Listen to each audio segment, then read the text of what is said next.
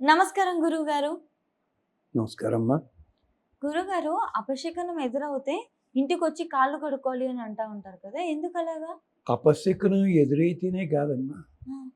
మన ఇంటికి ఎవరొచ్చినా కాళ్ళు కడుక్కోమంటాం కదా. అవును. మనం కూడా బయటికి వెళ్ళొచ్చి కాళ్ళు కడుక్కుంటాం కదా. హ్మ్. ఎందుకు ఈ కాళ్ళు కడుక్కోవడం? హ్మ్.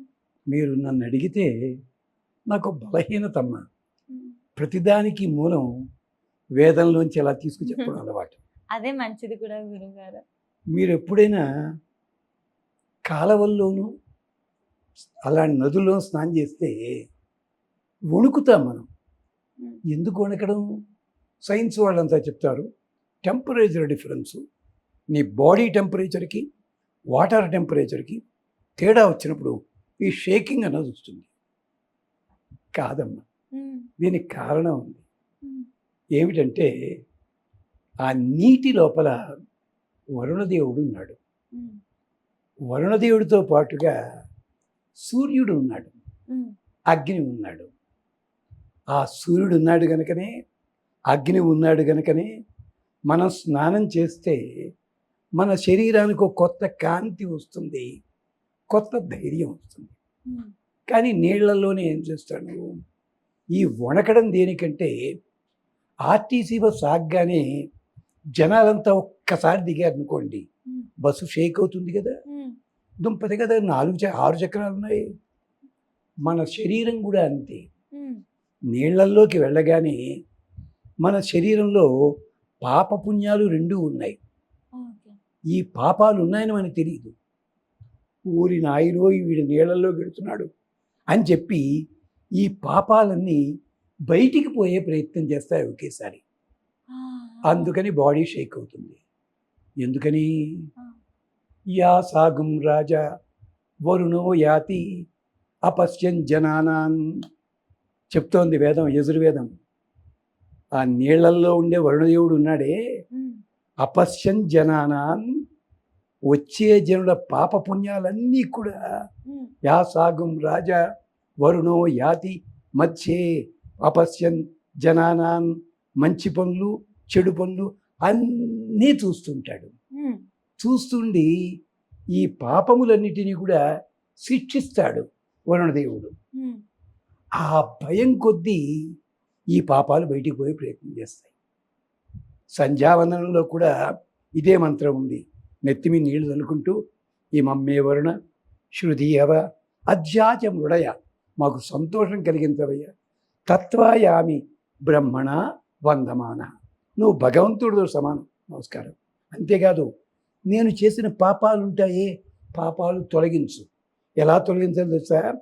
తప్పు చేసిన వాడికి సంఖ్యలు వేసి అట్ట పాపం, వాడు తప్పు చేయలేదని తెలిసింది, రాజుగారే స్వయంగా వచ్చి ఈ సంఖ్యలు విడదీస్తాడట.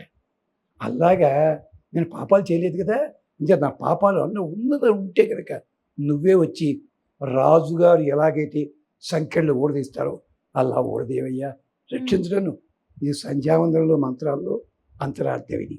అంతేకాదు, నీ దగ్గర ఓషధులు ఉన్నాయ్యా, నీ దగ్గర సూర్యకాంతి ఉంది, మీ వాడు అగ్నిదేవుడు, ఇన్ని మంచి గుణాలు నాకు ఇవ్వకపోతే ఎలాగయ్యా?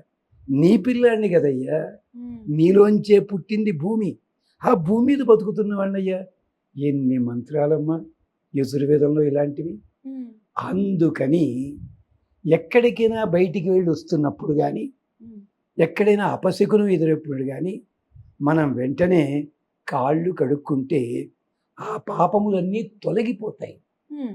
ఆ పాపములే కాదు, ఆ పాపములు కలిగించేలాంటి శకునములు ఏమున్నాయో అవి కూడా పోతాయి. అమ్మాయి అద్భుతంగా ఉంది, హ్మ్. పొద్దున్న శుభ్రంగా తేలిపోయింది. అక్కడ ఏమిటవి మేకప్ రూమ్లు ఏమిటో వాటిని అంటారు, అక్కడికి వెళ్ళి వచ్చింది, నీట్గా ఉంది. పెళ్లి కూతురు మళ్ళీ మంగళస్నానం దేనికేమో పని లేక మంగళస్నానం చేయించాలా? అవసరం ఉందా? లేదు కదా. అలాగే పిల్లాడు పొద్దునుంచి బాగానే ఉన్నాడు, ఎటు వెళ్ళటలా, పొద్దున స్నానం చేశాడు, మళ్ళీ మంగళస్నానమా? కాదు. మంగళస్నానం దేనికి? ఇంకేమన్నా పొరపాట్లు కానీ, ఇంకేమన్నా చూపులు కానీ పిల్లవాడి మీద పడ్డా, పిల్ల మీద పడ్డా అవి తొలగాలి. వరుణదేవా, రక్షించవయ్యా మా పిల్లల్ని. అందుకని పిల్లలకి మంగళ స్నానాలు. మనం బయటికి వెళ్ళి వస్తాం, కాళ్ళు కడుక్కుంటాం. ఏమో ఎక్కడెక్కడికి వెళ్ళి వచ్చాము, ఎక్కడెక్కడ చూసాము, ఎలాంటి వాళ్ళతో కబుర్లు మొదలెట్టాము, ఎలా షేక్ హ్యాండ్ చేసాము, అవి మనకి అంటుకుంటాయి కదా. అందుకని ఇంటికి వచ్చిన తర్వాత కాళ్ళు కడుక్కుంటే ఇది గుమ్మం లోపల వెంటనే ఆ పాపములన్నీ కూడా తొలగించేస్తాయి. ఆఖరికి ఇంకో జోక్ ఉంది, కుదరకపోతే దండం పెడితే సరిపోతుంది. హనుమంతుడు సురథ నోట్లోకి వెళ్ళొచ్చాడు.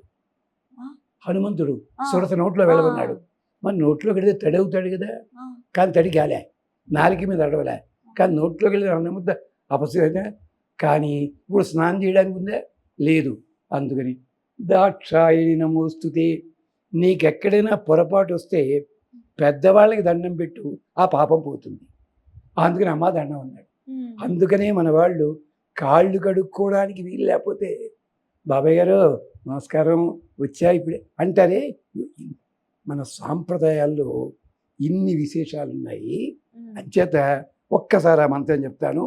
యాసాగుం రాజా వరుణో యాతి మధ్యే సత్యానృతే అపశ్యన్ జనానాం. అది విశేషం. అంతేకాదు, ఆడవాళ్ళు నీళ్లు పట్టురావడానికి వెడితే ఆ బిందెతోటి నీళ్లు ముంచుతారా? ముంచరు. ఇలా ఇలా ఇలా నీళ్లు తోసి తెచ్చుకుంటుంటారు. ఎందుకు తోయడం? మురికి నీళ్ళ, మంచి నీళ్ళేవి అంటే ప్రవహించే నీళ్లు తీసుకోవాలి, శాస్త్రం అది. అందుకనే రుద్రాధ్యాయంలో చెప్తారు, అల్లా తెచ్చుకునే నీళ్లు తెచ్చుకునే ఆడవాళ్ళు సూర్యుడిని చూస్తూ రక్షించవయ్యా అంటారు. ఇంత గొప్పది పాద ప్రక్షాళన వెనకాల ఇంత అంతరార్థం ఉంది. చాలా మంచి విషయాలు చెప్పారు గురుగారు. ప్రశ్న అడిగినప్పుడు ఏదో సమాధానం చెప్తున్నాము అన్నట్టు కాకుండా శాస్త్రాల్లో వేదాల్లో ఏదుందో మాకు తెలిసేలాగా చేసి రుజువులతో సహా కథలతో సహా చాలా చక్కగా వివరించినందుకు చాలా ధన్యవాదాలు గురుగారు. మరి మీరు అడుగుతున్న ప్రశ్నలన్నీ కూడా ఎలాంటివి తెలుసమ్మా? వాటి సమాధానాలు సముద్రాన్ని పట్టుకొచ్చి చిన్న ఔన్స్ గ్లాసులో పెట్టమన్నట్టుగాను. అది తప్పదు. మీరు అడిగిన దాన్ని బట్టి చెప్పాలి. అది విశేషం. శుభం. ధన్యవాదాలు గురుగారు.